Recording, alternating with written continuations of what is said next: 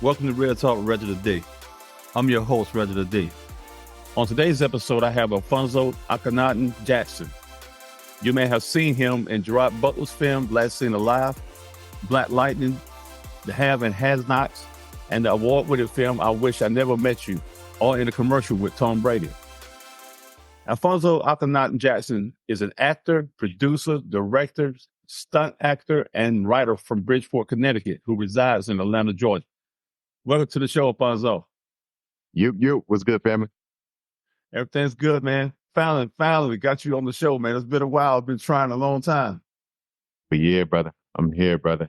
It's a pleasure, man. I know we've been talking about it for a minute, so I'm just glad I had the opportunity to jump on. You know what I mean? Yes, sir. Congratulations, too, on everything, brother. Congratulations, for real. Thank you, man. Thank you. And back at you, man. All the success you've been having, man. You've been rolling. Man, I'm just trying to get done what needs to be done, brother. You know, take it one step at a time, one day at a time. That's it. So, Alphonso, could you tell us about growing up in Bridgeport? How was that like?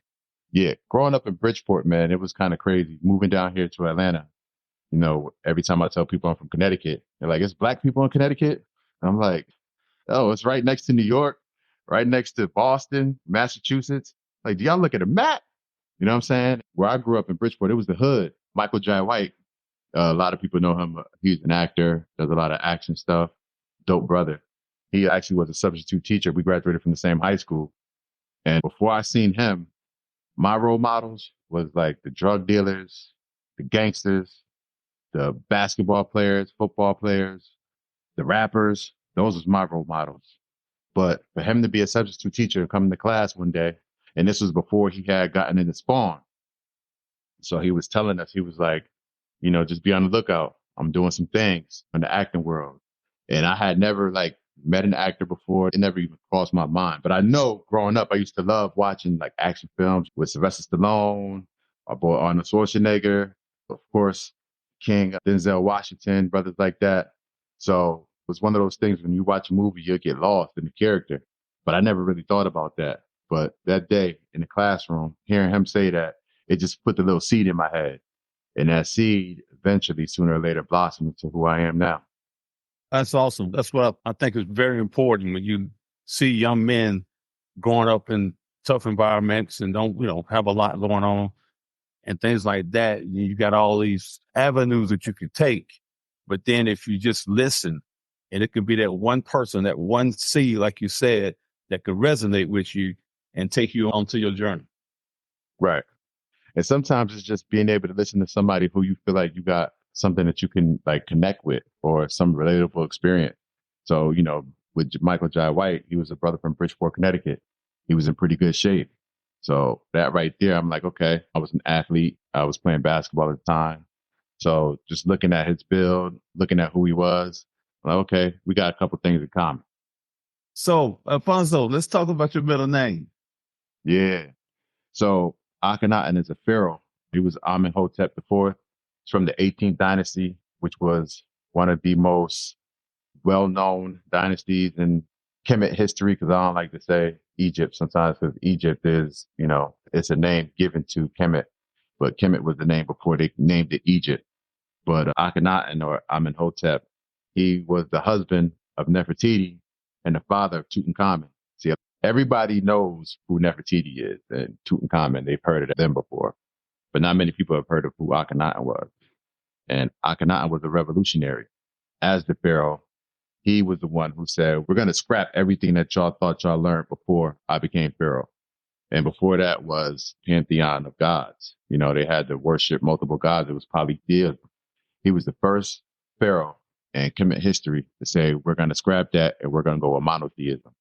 And our monotheism is we're going to honor the sun. Not many people like take reverence to the sun, but you look at your calendars, you look at your clocks and your seasons, everything is governed by the sun, but not many people take account of that. And it's just ironic that when you start to look at some of these passages in the Bible, which is a book that's been revised over numerous generations, it's funny that there's a word that's equivalent to the sun, but it's the S-O-N instead of the S-U-N. Sun rises. Right. I like that. A lot of people don't do the research, man. You know, a lot of people, they just take things for face value.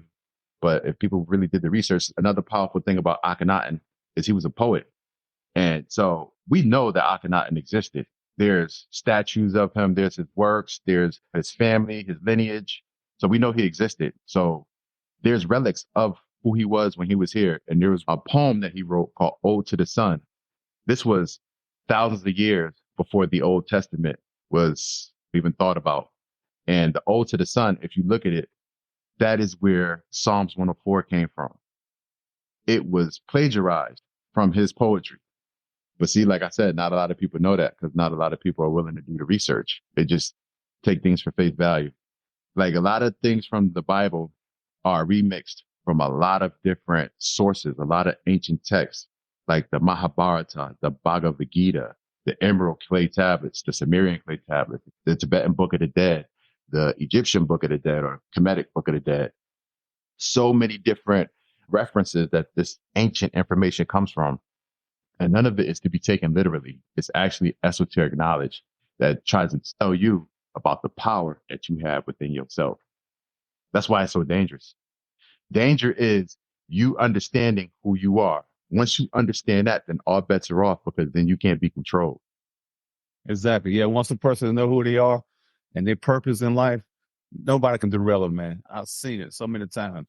That once you Yes, sir. wake up every day and look in the mirror, you know what you got to go do. You know your assignment. Yes, sir. Your assignment. Like I say, doing your research and understanding and things like that is very important when you live the journey that you're on, because you could be going down a road and trying to do something or live a dream or trying to go to something that you're assigned to do, but living a lie going through it because you didn't understand it fully as you went through your journey. So yeah, I really appreciate you for that. But yeah, brother, that's the mission, man. Once upon a time, they told people that, if you look in some of the ancient literature, it'll tell you that God was on the mountaintop. And there's some literature that says God is in the clouds. Then there's other literature that tells you God is omnipresent, out of space, all over the place. When do they tell you that God is in the mirror? You know what I mean?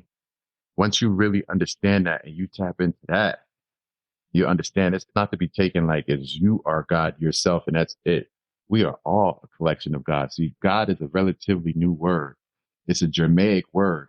So when you look at, the etymology of the word, you'll see it's not that old. So what were they calling God before that word was invented? You know what I mean? Back in ancient Kemet, what we call God, their representation for it was nature, man, woman, and spirit. It wasn't just one being. It was everything inside of you, outside of you. That is how you tap into it. Respecting the environment, respecting the planet, respecting your neighbor, your brother, your sister, your enemy. So I think there's a lot of reworking that we need to do with our minds, man. We need to renew our mind. So there are some things in there that if you tap into it and you really start to cut through the fat, then you get to the truth. Because the truth is in everything. You can find the truth in a lie, but you just got to know how to shift your antenna and how to decipher it. That's it. Absolutely. Absolutely. Yes, sir. So you're a different breed. And I'm going to tell you. I don't know. I might be. I'm going to tell you why. What's up? You have a certain level. People always say, I got a passion for people. You hear people say that all the time. But I notice you have a certain level of passion for people and things like that. Where does that come from? I think it's part of the mission. Understanding that, see, here's the biggest trick where they get you, where they can control you. They can control you by making you think this is it. When you think this is it, then you live by those guidelines and you become selfish with life.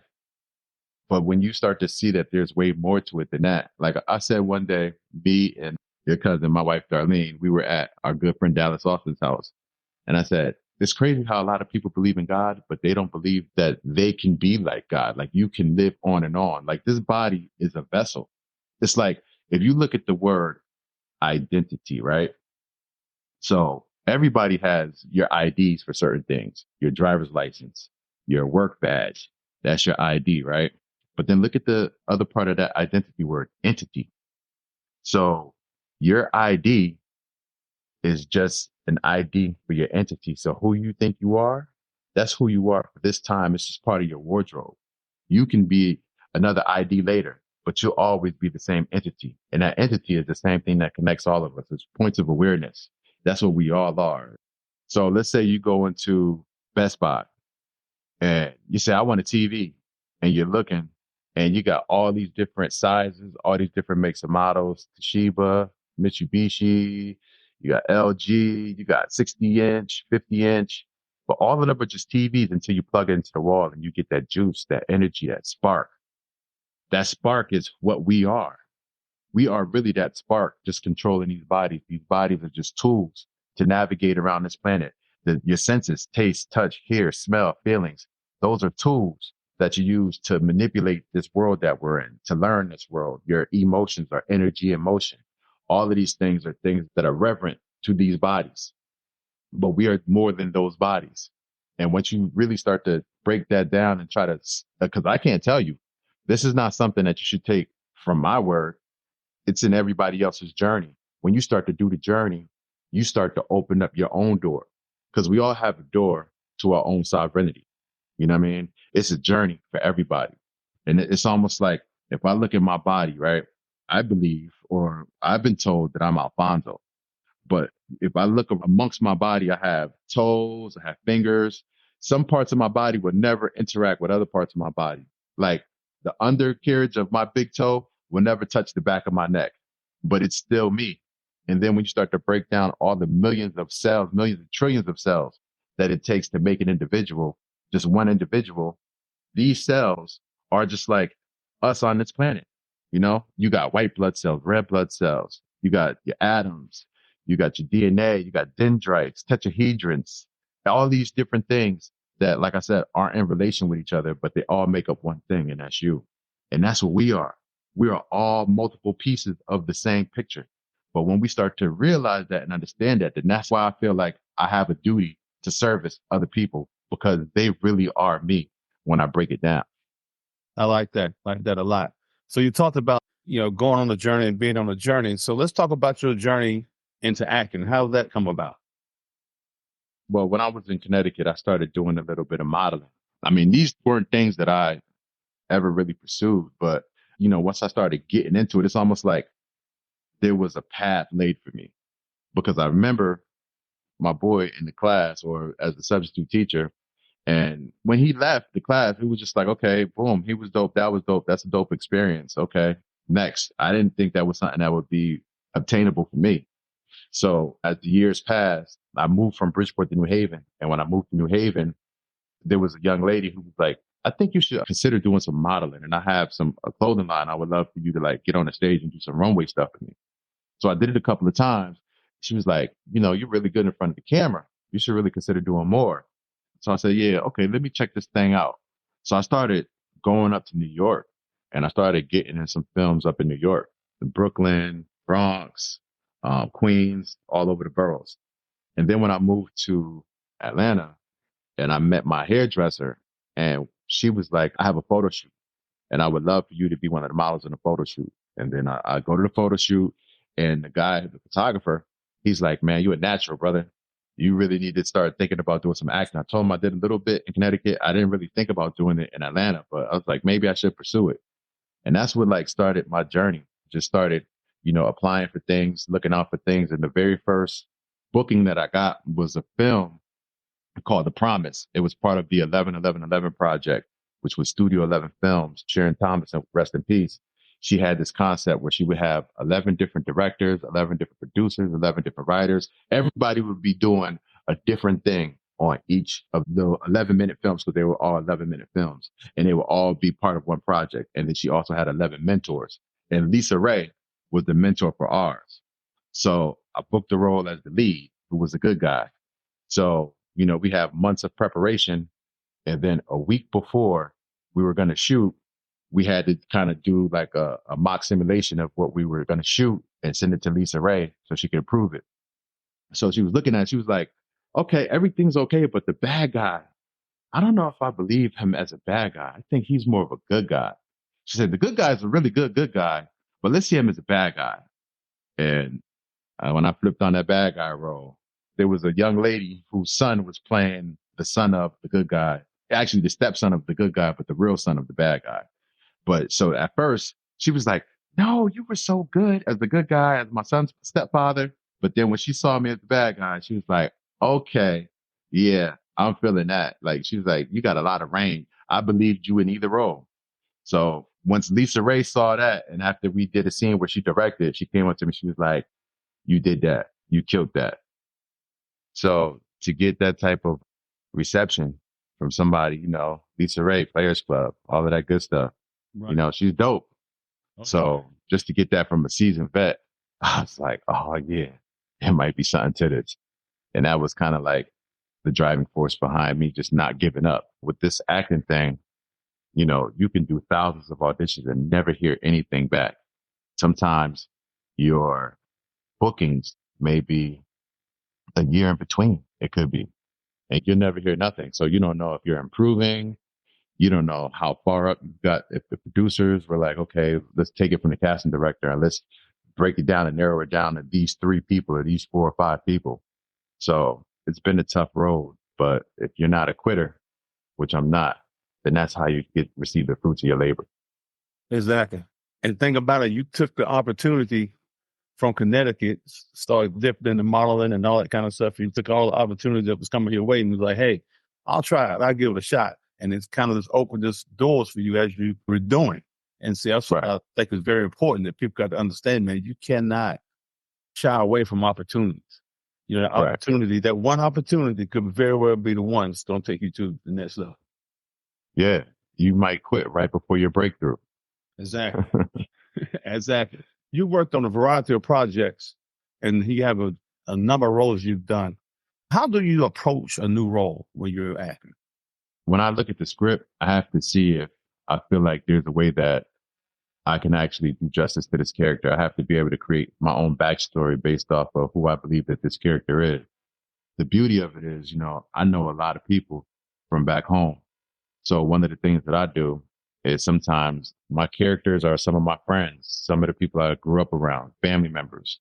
That's how I'm able to tap into some of these characters. I'm like, hey, maybe this might be out of my scope, but I know somebody who really was like this. And I just dig into that file cabinet in the back of my brain. And I'm like, what are some of their mannerisms that they used to do?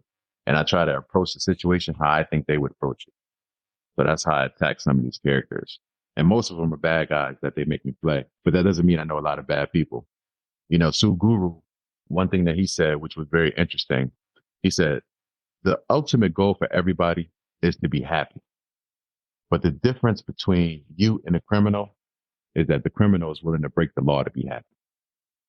He's willing to break the law for his happiness. If it means steal, if it means kill, it just means he's willing to go further than you in order to be happy. And I was like, so what is good and bad sometimes? Who knows? You know what I mean? At the end of the day, I just know for me personally, I'm not about stepping on anybody's toes. Happiness is what you want to attain and what you make it out to be for yourself. And a lot of my happiness comes from external things like giving to my kids or, hanging, chilling with my wife, seeing people around me do good, seeing them reach their potential.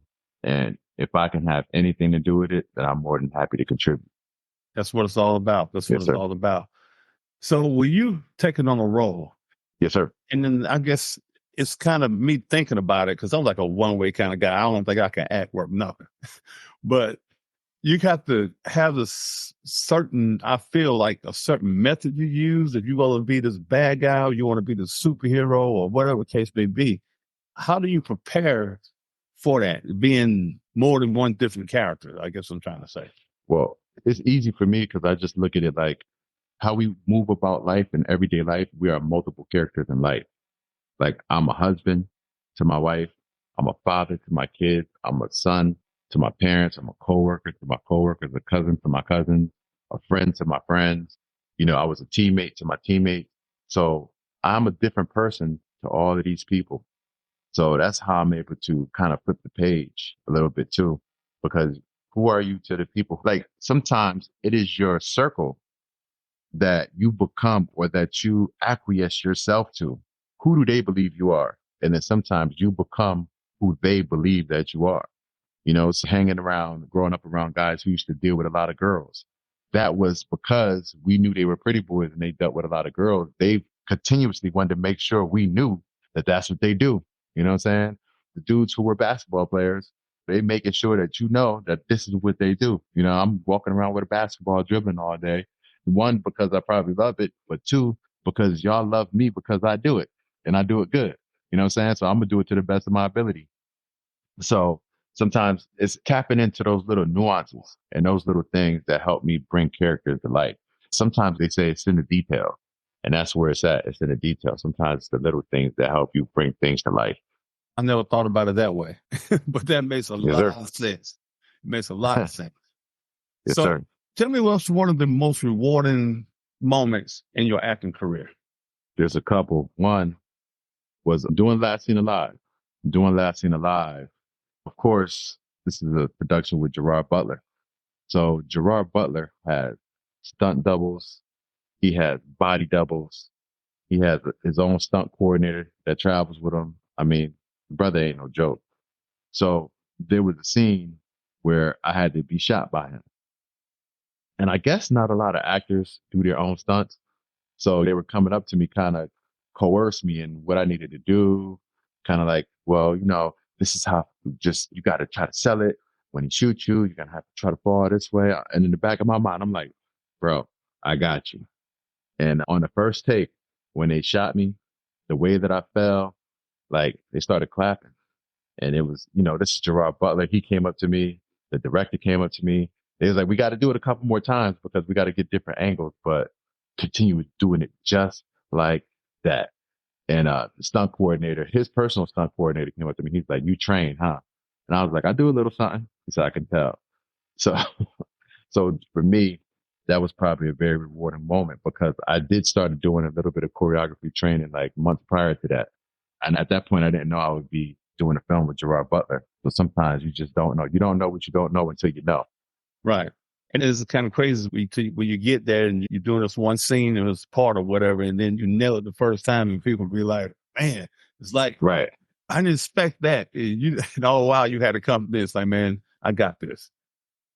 So your recent performance, I Wish I Never Met You, it received Yeah. widespread acclaim. Can you tell us about the experience working on that project? Yeah, that was another project that was pretty challenging because I had associate produced on a film before, but this was the first one where I was like hands on with the associate producing. I was doing a lot of things behind the scenes. So when Zane, shout out to Zane, she's Christina Roberts. She's actually the writer and producer of I Wish I Never Met You. When she was thinking about the character and she told me that she had an inkling in mind where the character would be an ex-Marine who was in a wheelchair. And she said, do you think this is something that you'll be able to pull over? And I'm like, if I say I could do it, I'm going to do it. So I started doing my homework on it. I was making sure, like, when I was on set, I was making sure my legs wasn't moving. I was in a wheelchair prior to.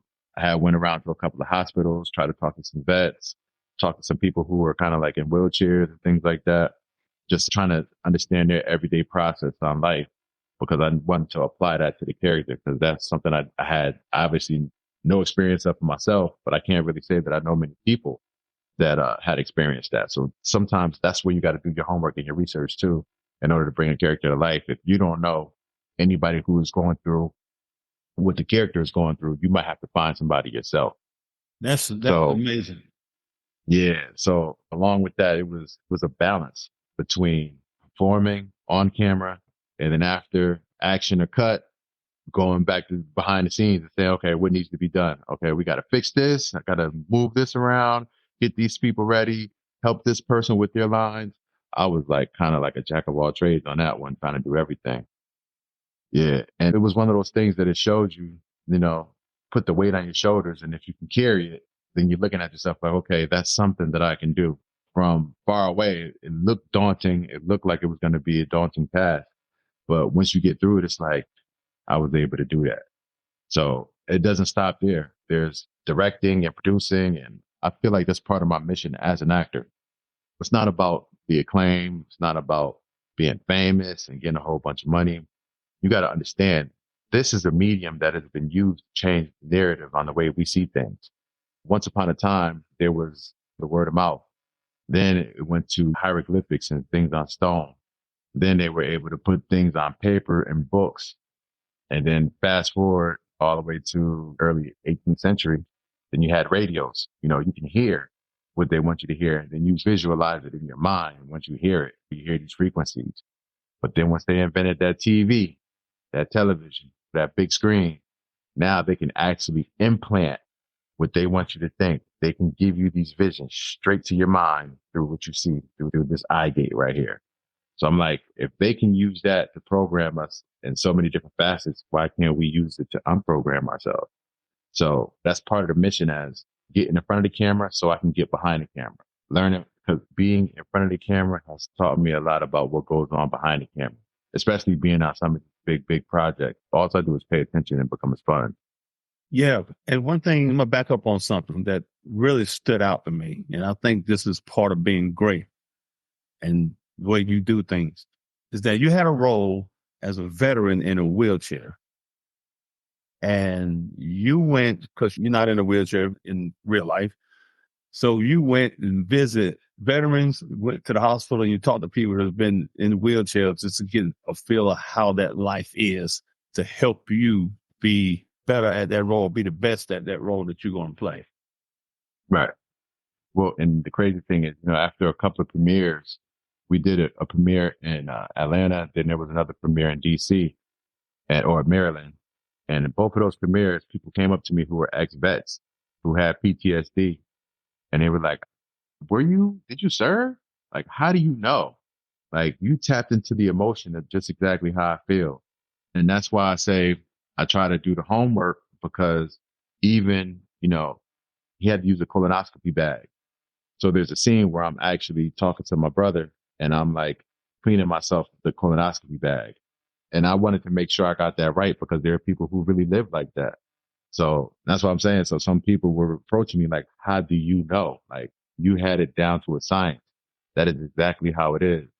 And to take on a role like that, I don't want to do anybody any disservice. So shout out to all our ex-veterans. You know what I'm saying? Shout out to anybody handicapped in a wheelchair, and shout out to anybody that has to go through having colonoscopy bags and all of that. All I was trying to do was being an artist, but this is everyday life for them. Yeah. And the thing that's important is that people, they want to be out in the front and they want to show their talents and all that kind of stuff, but they don't want to do the homework and the things behind the scenes to make it great when you step out there in the forefront. And that's right. Separates the good from the greats, man. At the end of the day, sir. I don't want to be just good. I got to be great. Got to be great, brother. That's it. So, Alphonso, can you tell us about any upcoming projects that you may have that you can share with us? Yes. If anybody here watches Tubi, I'm on a couple of different projects on Tubi, like Hood Riches 1 and Hood Riches 2. It's getting a lot of critical acclaim. A lot of people are really enjoying it. And we'll be in the process of shooting Hood Riches 3 probably in the next couple of months. I'm also line of doing some of my own projects. Can't really talk too much about them right now. But if you look on my page on Instagram or on my page on Facebook, you'll see one of my latest posts is a little project that I did with Dallas Austin. I have a project coming up called Black Vinyl that I'm a part of. And my character is he's an ex-con, but he's also a battle rapper. So that made me tap into a little bit of what I used to do back in the days. I used to freestyle a lot. I used to rap when I was a little jit, is what they call it. So I had to tap back into it, probably say up to probably like 2000 and maybe 14. I was doing some poetry out here too, spoken word poet. But then, I started getting tired of the circuit a little bit and just started focusing more on acting. But I've always been a writer. So that's where the hip hop stuff comes into play. So that's a character that I'll be working on too. And then there's some work coming down the pipeline, potentially with me doing some music. All right. So finally, Alphonso, what advice would you give to somebody who is an aspiring actor or individual that wants to get into acting as a part of their dream? I would say first, what's your why? Find your why. That should be the foundation of why you're doing what you're doing. Some people are doing it, like I said, because they want to be famous. Some people are doing it because they want to be popular. Some people are doing it because they believe that you can make a lot of money doing it. But once you start doing it, when I tell you And people who are full-time actors can tell you better than I can tell you, because I have a full-time job. So I'm balancing between being a part-time actor and a full-time employee. And then I also own my own production company at this point. So I'm juggling a lot of different things.